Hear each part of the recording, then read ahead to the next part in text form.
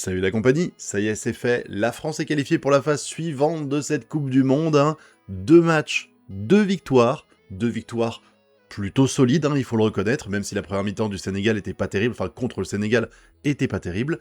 Mais là, par contre, contre l'Irak, on a déroulé. Alors, c'est pas vraiment une surprise, sans vouloir manquer de respect évidemment aux Irakiens, mais quand on voit le niveau de l'équipe de France, quand on voit le niveau de cette attaque, et qu'on voit en face le niveau d'opposition qu'on a eu, globalement, ça a été une promenade de santé.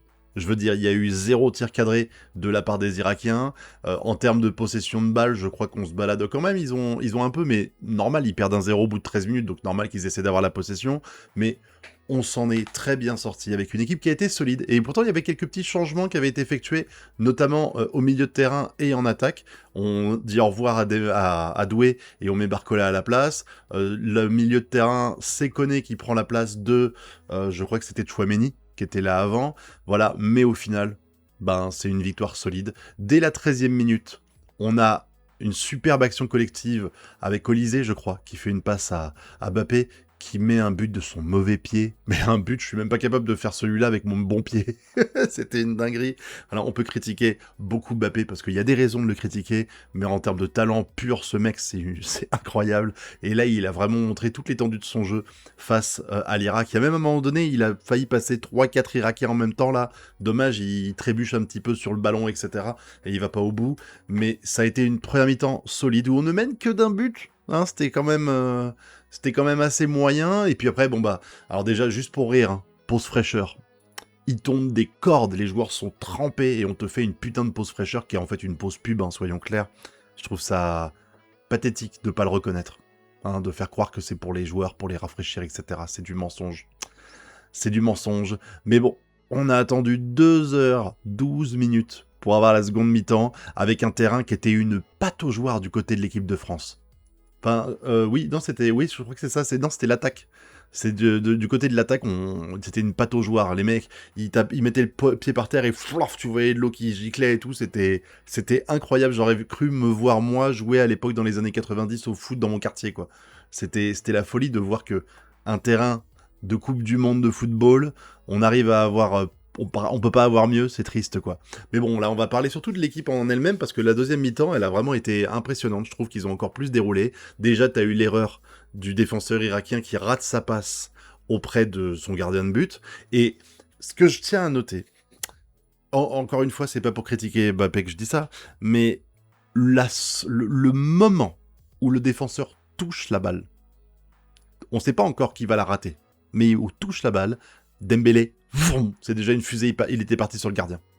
Vraiment, là, le moment où ça arrive, vraiment le timing, il tape dans la balle et à ce moment-là, Dembélé, il cavale jusqu'au gardien. Et qu'est-ce qu'il a été bien inspiré? Parce que quand Mbappé se rend compte, quelques secondes de retard par rapport à Dembélé, parce que Dembélé, lui, il s'en fout, il part, il fait le pressing, il se croit au Paris Saint-Germain, quoi. Mais Mbappé, non, pas du tout. Lui, il court pas s'il n'y a pas d'opportunité intéressante pour lui. Et du coup, quand il voit que le dégagement, la passe a été ratée et qu'il y a une opportunité, là, il se met à courir avec 2 secondes d'écart, mais Dembélé a déjà récupéré le ballon, lui fait un caviar, et il marque le but. C'était magique.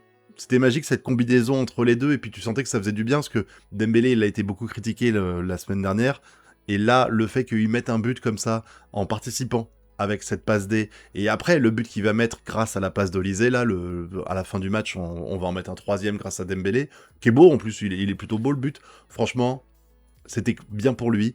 Et ce qui est ouf surtout, c'est de te dire que cette entente qu'il y a, parce que j'ai vu beaucoup de gens dire que Olysée Cherki ça matchait bien, que Olysée ça matche bien et tout ça. Dembélé Olysée ça matche bien aussi. De toute façon, Olysée il match avec tout le monde, ce mec. C'est incroyable. Vraiment là, c'est lui qui fait la passe à Dembélé. Dembélé qui te la met, poum, voilà 3-0. Un match qui a été maîtrisé. Alors on va parler un petit peu quand même de ce qui se passe autour. Alors la défense, Upamecano, Saliba, Maignan. Je crois que Maignan a fait aucun arrêt. Il n'a eu à faire aucun arrêt. Upamecano, Saliba, le peu de choses qu'ils ont eu à faire, ils l'ont fait correctement, sincèrement. Ce que je reprocherais le plus, je pense, mais c'est parce que je suis habitué à voir le Paris Saint-Germain jouer, c'est vraiment Koundé digne. Parce que Koundé, j'ai vraiment l'impression de plus avoir le Koundé de la Coupe du Monde précédente, vous savez. Là, la Coupe du Monde précédente, il déroulait le mec, c'était ouf. Vraiment, il était incroyable. J'avais rarement vu un ailier droit aussi phénoménal, même Hakimi. Et là, j'ai l'impression qu'il est... C'est l'ombre de lui-même, quoi. contre le Sénégal, et là, contre l'Irak, il a pas fait grand-chose de bien, et c'était l'Irak.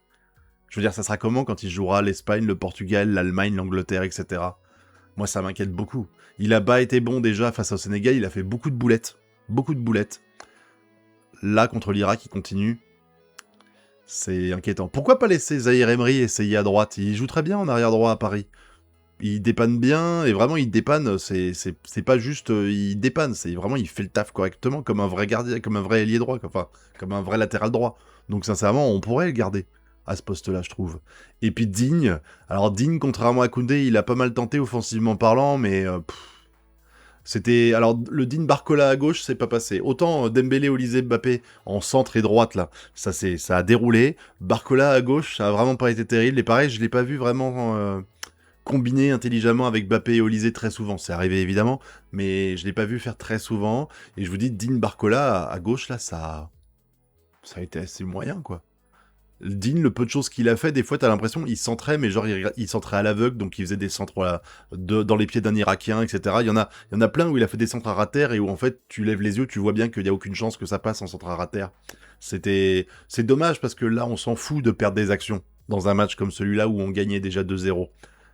Mais dans un match avec un peu plus d'enjeu, tu peux pas te permettre de paniquer quand t'as le ballon et faire ce genre de choses. C'est indigne de Digne, et j'ai pas fait exprès la blague. Mais bon, de toute façon, c'était pour faire tourner avec Hernandez, pour que... je sais pas s'il est blessé ou juste... voilà. Mais bon, ça paye. Pour le milieu de terrain, alors je crois que je l'ai dit avant, mais Koné, c'est beaucoup plus rassurant hein, que c'est Tchouaméni. Koné, c'est beaucoup plus rassurant. Rabiot, il a raté un cadeau. Il a raté un cadeau, une tête. Je vois pas comment tu peux rater ça, mais il l'a fait, vraiment. Après, il n'a pas été mauvais en soi. Il n'a pas été mauvais en soi, Rabiot. Au contraire, il a bien muselé le milieu de terrain avec Koné. Ils ont vraiment fait un super taf. Mais je pense quand même que Koné a été au-dessus.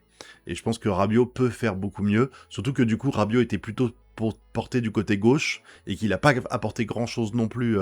Rabiot, Barcola et tout, ça a pas beaucoup matché, quoi. Après, il y a eu l'entrée d'autres joueurs. Mais j'ai pas vraiment senti une grande différence, hein. Après, bon, on fait rentrer Marcus Thuram à la 91e minute, alors qu'il n'y a que 2 minutes de temps additionnel. C'était vraiment histoire de dire, bon, bah, tu joues, mon pote. Hein, voilà, on le fait rentrer.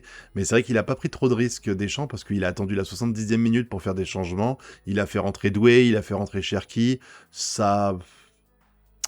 Je vais dire que ça n'a pas apporté grand-chose au final, mais sans vouloir être méchant, hein. Cherki a été pas mauvais. Doué, il n'a pas eu le temps, en fait, de se déployer, on va dire, tout bêtement.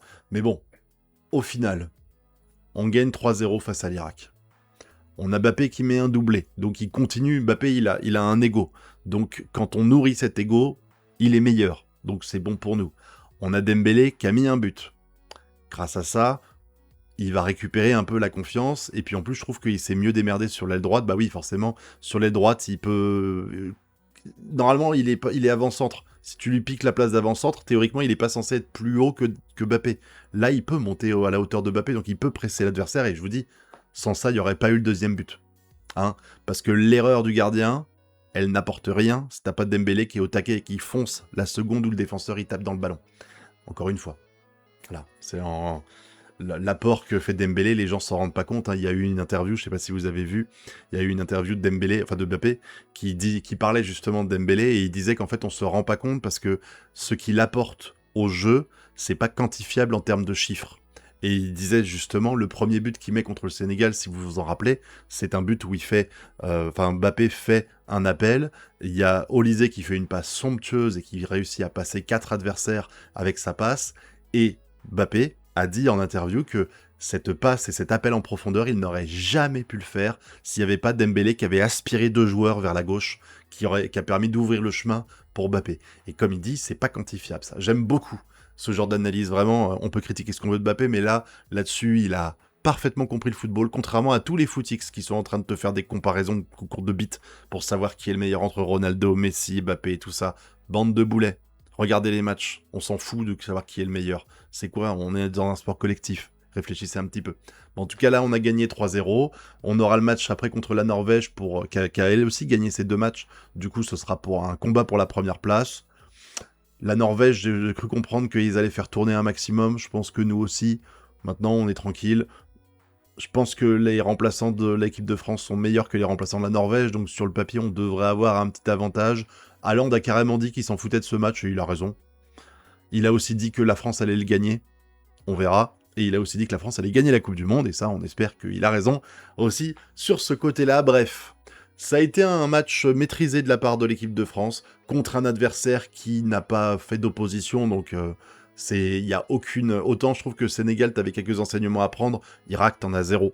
Vraiment, on verra ce qui se passe dans quelques jours pour le match en France-Norvège, qui n'aura aucun impact quasiment, si ce n'est sur l'adversaire qu'on aura directement si on finit premier ou deuxième. Mais ça, c'est anecdotique, mais c'est cool parce qu'on va pouvoir reposer un petit peu les joueurs, même si je pense qu'ils sont pas trop crevés après ce genre de match-là. N'hésitez pas à me dire ce que vous avez pensé, vous, de ce match-là, un joueur qui est sorti du lot, etc. Je compte sur vous pour m'en parler, puis vous connaissez la chanson, le pouce bleu, l'abonnement et le partage. Quant à nous, on se retrouve bientôt pour de prochaines vidéos. Tchuss!